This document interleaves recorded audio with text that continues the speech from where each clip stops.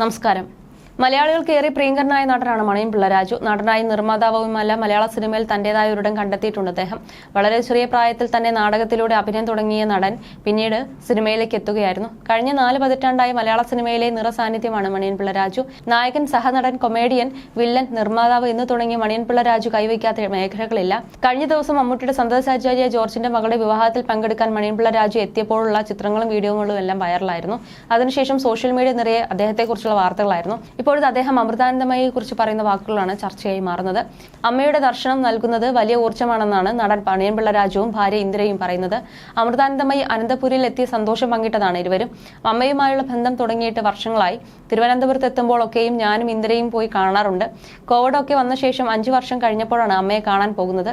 എന്ത് പറ്റി മോനെ എന്നാണ് എന്നെ കണ്ട ഉടനെ അമ്മ ചോദിച്ചത് എന്നും മണിയൻപിള്ള രാജു പറഞ്ഞു. അമ്മയോടുള്ള അടുപ്പം തുടങ്ങിയിട്ട് വർഷങ്ങളായി.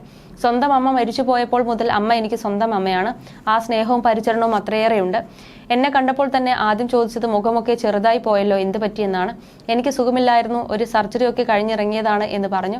പൊന്നുമോനെ, നല്ല ആഹാരമൊക്കെ കഴിക്കണം എന്ന് പറഞ്ഞ് അമ്മ എന്നെ കെട്ടിപ്പിടിച്ചു. അത് കേൾക്കുമ്പോൾ തന്നെ എനിക്ക് കരച്ചിൽ വന്നു.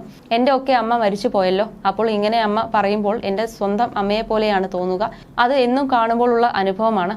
അമ്മയെ കാണുമ്പോൾ ഒന്ന് സംസാരിക്കുമ്പോൾ ഒരു ബാറ്ററി ചാർജ് ആകും പോലെയാണ്. മുൻപോട്ട് ജീവിക്കാനുള്ള ഊർജ്ജം കിട്ടിയ പോലെ. എപ്പോഴും കാണുമ്പോൾ അത്രയും സ്നേഹമാണ്. എന്നും കാണുമ്പോൾ എത്ര തിരക്കുണ്ടെങ്കിലും എന്നെ ഒന്ന് കേൾക്കാനുള്ള മനസ്സുണ്ടല്ലോ, അത് പറഞ്ഞറിയിക്കാനാകില്ല. എൻ്റെ എല്ലാ കാര്യങ്ങളും ചോദിച്ച് മനസ്സിലാക്കും. നല്ല ഭക്ഷണം കഴിക്കണം, പ്രോട്ടീൻ ഫുഡ് എടുക്കണം എന്നൊക്കെ എന്നോട് അമ്മ ഉപദേശിച്ചു. കുറച്ചു സമയം എൻ്റെ വേദന അമ്മ കേൾക്കുമ്പോൾ ഉള്ള മനസ്സംതൃപ്തി അത് പറഞ്ഞറിയിക്കാനാകില്ല.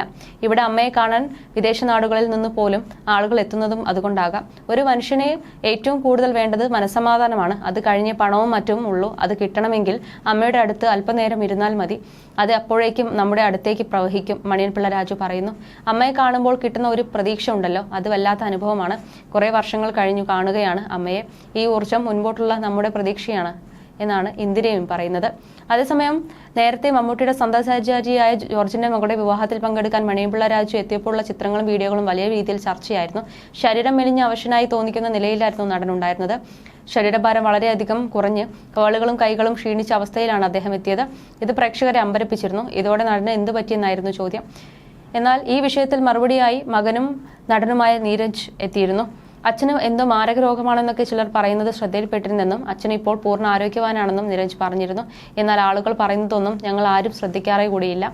അതിനൊന്നുമുള്ള നേരമില്ല. അച്ഛന് ക്യാൻസർ ആയിരുന്നു, തൊണ്ടയിലായിരുന്നു അർബുദം.